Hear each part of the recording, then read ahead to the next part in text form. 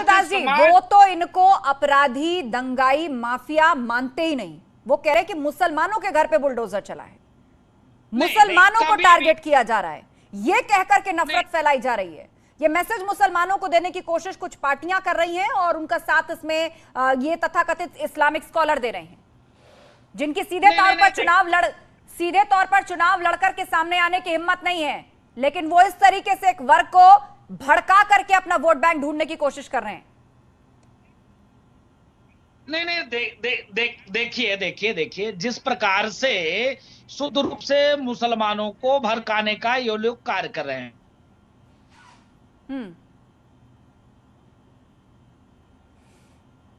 कहना चाह रहे हैं कि ये देखो मुस्लिम भाइयों, तुम्हारे साथ हम हैं और तुम्हारे साथ ऐसा दुर्व्यवहार और ऐसा बर्ताव हो रहा है। आप पे क्या कार्रवाई हुई? अभी तक कोई कार्रवाई नहीं हुई।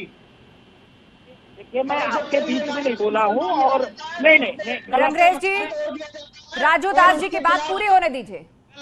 रंगरेज जी, राजू दास जी की बात पूरी होने दीजिए बात।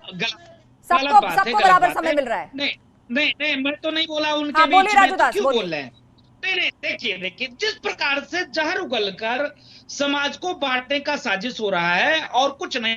और तो और सिर्फ ओवैसी साहब को ये लग रहा है कि हम भी 2-4 MP MLA जिता ले। कैसे जिताएंगे? उनके पास कोई रीजन नहीं, कोई विजन नहीं, क्योंकि मोदी जी सबका साथ, सबका विकास, सबके विश्वास के साथ काम कर रहे हैं। उत्तर प्रदेश में योगी जी का भी काम देखिए। कुछ तथाकथित मुस्लिम जो आतंक को बढ़ावा देते हैं, जो कुछ लोग, मुट्ठी भर लोग जो मुसलमान को बदनाम करने की साजिश करते हैं, उनकी बात मैं नहीं करता, लेकिन अधिकतर मुसलमान ऐसे हैं जिनको योगी जी पसंद करते हैं और योगी जी ने उनके लिए किया भी। आप देखिए, जो बहनें हैं, जो माताएं हैं, जो सरकारी योजना का लाभ है 100% वो लोग ले रहे हैं। इसी के नाते तो पुनः सरकार बनी, नहीं तो सरकार क्यों बनती?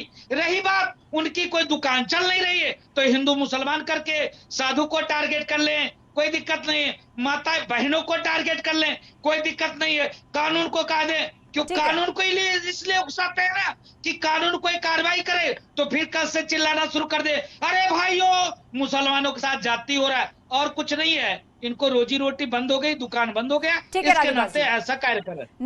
नाजिम अली, शौकत अली सिर्फ यही नहीं रुके, उन्होंने मुसलमानों में 3 शादियों को जायज बताया और जोधाबाई को लेकर भी उन्होंने खराब शब्दों का और खराब भाषा का इस्तेमाल किया।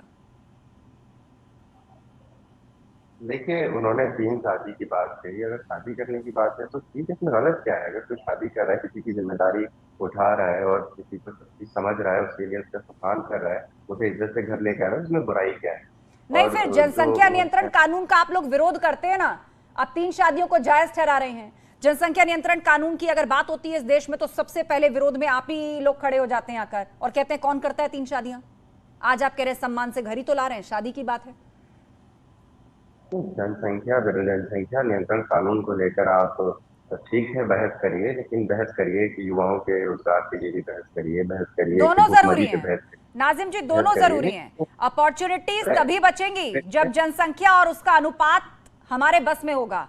एक का संतुलन होगा, चाहे वो अपॉर्चुनिटीज हो या फिर जनसंख्या, नतीजा विध्वंसी होगा।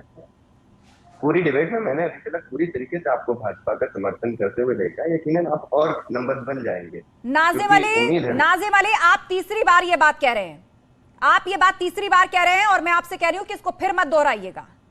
देश की जनसंख्या को लेकर कानून पूछा गया तो आप मीडिया पर आरोप लगाने लगे। शौकत अली के जहरीले बोल जो आपके साथ साथ जनता ने भी सुने हैं तो भी आप मीडिया पर आरोप लगाने लगे। आप अपना जवाब दीजिए ना। यूपी चुनाव में आपकी दाल नहीं गली, आपको कोई मुद्दा नहीं मिल रहा, उत्तर प्रदेश के अंदर कोई विजन नहीं है, तो अब ये भड़काऊ बातें शुरू कर दी आपने।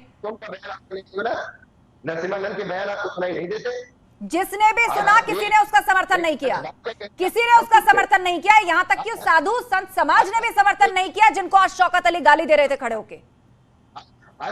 लेकिन बात यह है ना कि आप अपनी राजनीतिक जगह बनाने के लिए हर प्रयोग कर चुके हैं, फेल हो चुके हैं।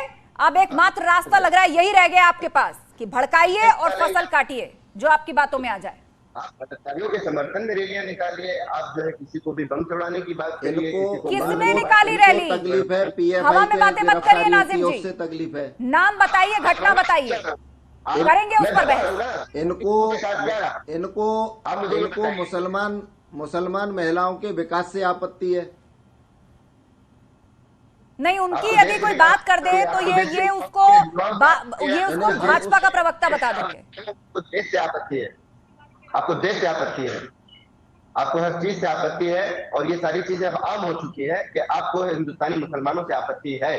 और यकीन मानिए कि आज आप सत्ता में हैं तो आप ये सोच रहे हैं कि आप डरा लेंगे, लेकिन हम डरेंगे नहीं, हम खामोश नहीं बैठेंगे। अच्छा ठीक है, योगेंद्र शर्मा इस बात का जवाब देंगे। ठीक है योगेंद्र शर्मा जी, इस बात का जवाब दीजिए। यहाँ पर नाजिम ये चिंता जता रहे हैं कि अगर ये आप सत्ता में हैं तो आप ये अगर सोच लें कि हम डर जाएंगे तो हम डरेंगे नहीं। आपको मुसलमानों से आपत्ति है, देश में रहने वाले मुसलमानों से आपत्ति है।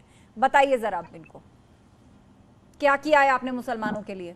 मैं बड़े स्पष्ट शब्दों में कहना चाहता हूं कि हमारे देश में हिंदू और मुसलमान बड़े प्रेम से रहते आए हैं, और उनका प्रेम ही ऐसे लोगों को बर्दाश्त नहीं हो पा रहा है। अभी आपने देखा होगा राष्ट्रीय स्वयंसेवक संघ के हमारे आदरणीय भागवत जी जब गए, उन्हें राष्ट्रपिता तक की गई, वो भी एक मुसलमान ही है। इनको तकलीफ है तो केवल अगर हम मुसलमान बहनों के कल्याण के लिए कोई योजना लाते हैं तो इन्हें तकलीफ है, अगर पीएफआई पे कोई कार्रवाई होती है तो इनको तकलीफ है। ये लोग असल में अपनी राजनीतिक रोटियां सेकने के लिए समाज में जहर घोलना चाहते हैं। इनका उद्देश्य केवल एक है कि किसी भी प्रकार से समाज में भय का माहौल पैदा हो, मुसलमान भाइयों के अंदर भय का माहौल पैदा हो। लेकिन मैं बड़े गर्व के साथ कहता हूं कि हमारे आदरणीय प्रधानमंत्री मोदी जी ने सबका साथ सबका विकास को चरितार्थ करते हुए सर्व समाज को साथ लेने का काम किया है। उनके किसी भी भाषण में आपको 130 करोड़ के अलावा 129 का नाम नहीं मिलेगा, और 130 करोड़ में हिंदू, मुसलमान, सिख, ईसाई सभी लोग आते हैं, और सबको सरकार की योजनाओं का लाभ भी मिल रहा है। ठीक है।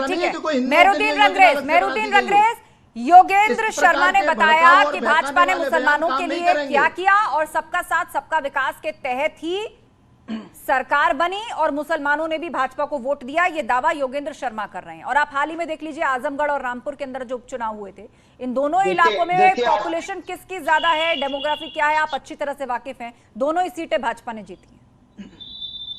बिल्कुल जीती, मगर आस्था जी आज तो आपने बिल्कुल ही एक्सपोज होकर ये दिखा दिया कि क्या नाम ले, मैं तो जो है सवाल जो सत्ता से पूछना चाहिए वो मैं जो है विपक्ष से पूछूंगी, और सब लोगों तो अपने सवाल क्या मीडिया उन लोगों से अप्रूव करवाएगा जो स्टेज पे खड़े होकर नफरती बोलते हैं, जो साधु संतों को गाली देते हैं, जो हिंदुओं को ये कहते हैं कि हमें गाजर मूली मत समझो। मुसलमान का अगर तुमने गुस्से वाला चेहरा देख लिया तो न जाने क्या क्या हो जाएगा।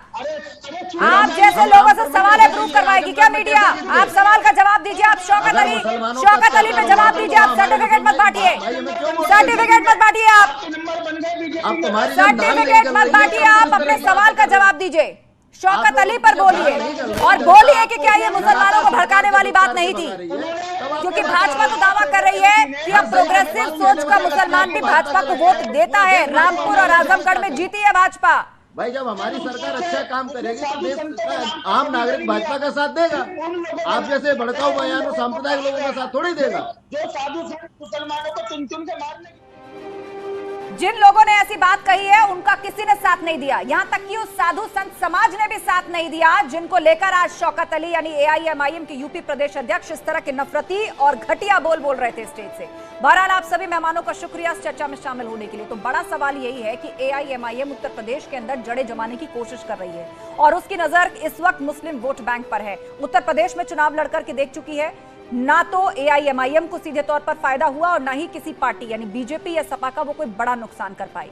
अब जंग 2024 के लिए है, तो अब इस तरीके से नेता जो नफरती बोल रहे हैं, सीधे वो मुसलमानों को टारगेट करके उनको भड़काना चाहते हैं। ऐसा क्यों ना कहा जाए, क्योंकि शौकत अली जिस तरह की बयानबाजी स्टेज से करते हैं वो न सिर्फ साधु संत समाज बल्कि तमाम हिंदुओं को भी अखरती है, जिनको टारगेट करके एक वोट बैंक को खुश करने की कोशिश शौकत अली यहां पर करते दिखाई दे रहे हैं। महाबहस में फिलहाल इतना ही। आगे आपको दिखाते हैं दिन की हर बड़ी खबर 15 सेकंड में।